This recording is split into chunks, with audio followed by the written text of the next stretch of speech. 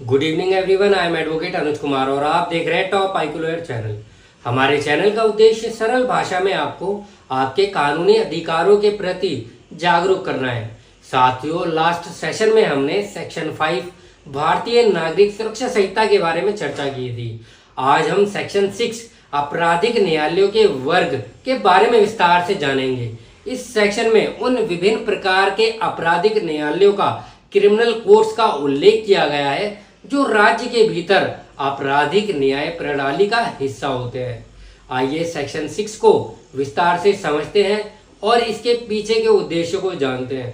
साथियों, सेक्शन 6 को बेरक की लैंग्वेज के साथ पढ़ेंगे और साथ के साथ हिंदी में मैं आपको इसे अच्छी तरह से समझाने का प्रयास करूंगा। और यदि आपके पास अभी बेरक है तो उसको ओपन कर लीजिए ताकि यह सेक्शन अच्छे से समझ आ सके। और अगर अभी आपके आसपास बेरक नहीं है तो भी कोई इशू नहीं है, क्योंकि सेक्शन 6 की जो बेरक की लैंग्वेज है वो साथ के साथ स्क्रीन पर आपको शो होती रहेगी। साथियों, section 6 talks about classes of criminal courts and section 6 कहता है आपराधिक न्यायालयों के वर्ग पर चर्चा करता है। सेक्शन 6 यह स्पष्ट करता है कि हाई कोर्ट्स और इस संहिता के अलावा किसी अन्य कानून के अंतर्गत गठित न्यायालयों के अतिरिक्त प्रत्येक राज्य में सेशन कोर्ट या प्रथम श्रेणी के न्यायिक magistrate means judicial magistrate of first class या द्वितीय श्रेणी के न्यायिक magistrate means judicial magistrate of second class या फिर कार्यकारी मजिस्ट्रेट मीन्स एग्जीक्यूटिव मजिस्ट्रेट न्यायालय के प्रकार के आपराधिक न्यायालय होंगे।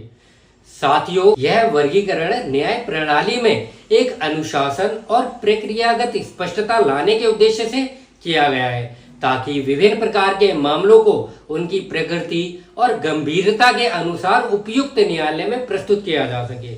साथियों, अगर हम आपराधिक न्यायालयों के विभिन्न वर्ग जो हमने अभी बताए हैं उनकी भूमिकाओं की बात करें तो सेशन कोर्ट एक उच्च स्तर का आपराधिक न्यायालय है, मीन्स उच्च स्तर का एक क्रिमिनल कोर्ट है। यह उन मामलों की सुनवाई करता है जो गंभीर होते हैं और जिन्हें सीधे मजिस्ट्रेट के न्यायालय में नहीं सुना जा सकता, जैसे कि हत्या, बलात्कार और अन्य गंभीर अपराध। एक सेशन जज को गंभीर मामलों में न्याय देने का अधिकार होता है और वह मामलों में मृत्युदंड और आजीवन कारावास जैसी कठोर सजा भी दे सकता है। सेशन कोर्ट हाई कोर्ट के दिशा निर्देशों के तहत कार्य करता है और इसे हाई कोर्ट से अपील करने का अधिकार भी प्राप्त होता है। और साथियों, यदि हम बात करें प्रथम श्रेणी के न्यायिक magistrate means judicial magistrate of first class की, तो प्रथम श्रेणी के न्यायिक मजिस्ट्रेट अपेक्षाकृत कम गंभीर अपराधों की सुनवाई करते हैं, लेकिन उनके पास भी महत्वपूर्ण अधिकार होते हैं।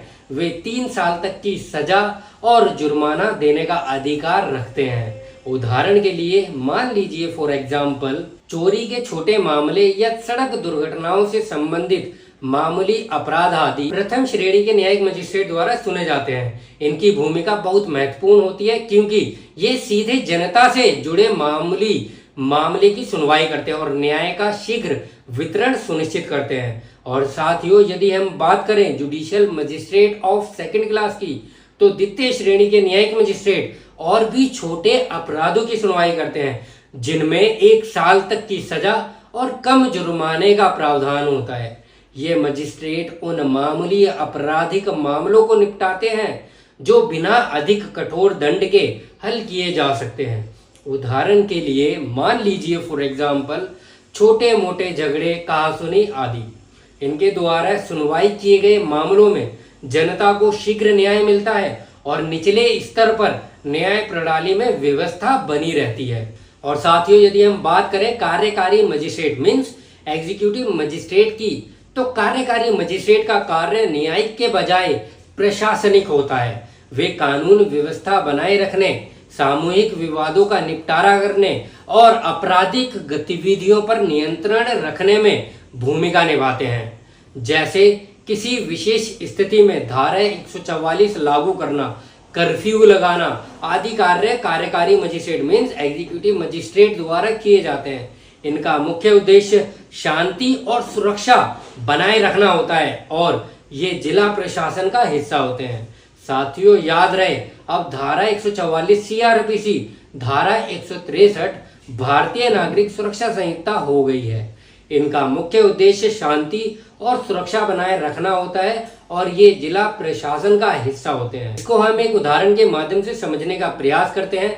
मान लीजिए फॉर एग्जाम्पल किसी क्षेत्र में हिंसा की, लड़ाई झगड़े की स्थिति उत्पन्न होती है और सामूहिक उपद्रव का माहौल बन जाता है। ऐसे मामले में एग्जीक्यूटिव मजिस्ट्रेट के पास यह अधिकार होता है कि वे धारा 144 लागू कर सकते हैं ताकि उस क्षेत्र में शांति व्यवस्था बनाए रखी जा सके।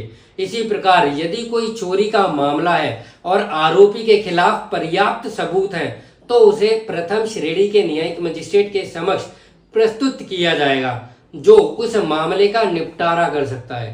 साथियों, सेक्शन 6 न्याय प्रणाली में एक स्पष्ट ढांचा प्रदान करता है ताकि हर स्तर पर न्यायिक कार्यों का प्रबंधन किया जा सके और जब मामूली केस की सुनवाई निचले स्तर पर होती है तो सुपीरियर कोर्ट्स पर बोझ कम होता है और न्यायिक प्रक्रिया तेज होती है। इस प्रकार एट द एंड सेक्शन 6 एक संगठित, कुशल और न्यायपूर्ण प्रणाली की नींव रखता है जिससे हर नागरिक को न्याय मिल सके।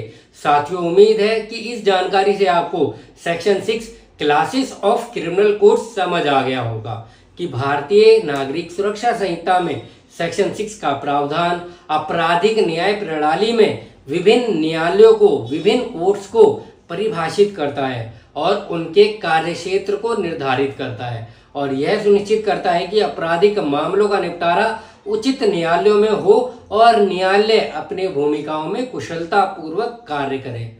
साथियों, अगर आप ऐसे और भी महत्वपूर्ण कानूनी विषयों पर जानकारी चाहते हैं और हमारे द्वारा शुरू की गई भारतीय नागरिक सुरक्षा संहिता की सीरीज से जुड़े रहना चाहते हैं तो चैनल को सब्सक्राइब करें, लाइक करें। टॉप आईक्यू लॉयर चैनल से जुड़ने के लिए आपका बहुत बहुत धन्यवाद। जय हिंद।